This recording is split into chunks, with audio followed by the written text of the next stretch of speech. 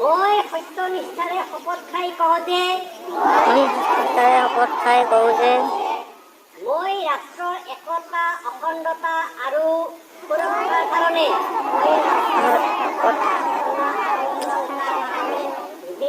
নিজকে সমৰ্পণ কৰিম আৰু দেশবাসীৰ মাজত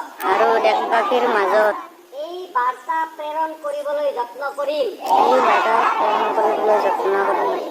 মই এই শপত মোৰ নিজৰ দেশৰ প্ৰতি থকা আত্মীয়তাৰ মনোভাৱেৰে লৈছো।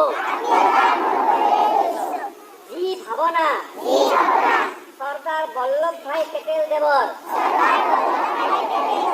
দূৰদৰ্শিতা আৰু কাৰ্যৰ মাজত প্ৰতিফলিত হৈছিল, মই নিজৰ দেশৰ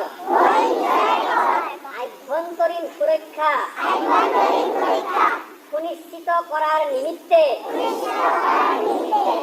আত্মনিয়োগ কৰিবলৈ সত্যনিষ্ঠা সহকাৰে সংকল্প গ্ৰহণ কৰিলোঁ।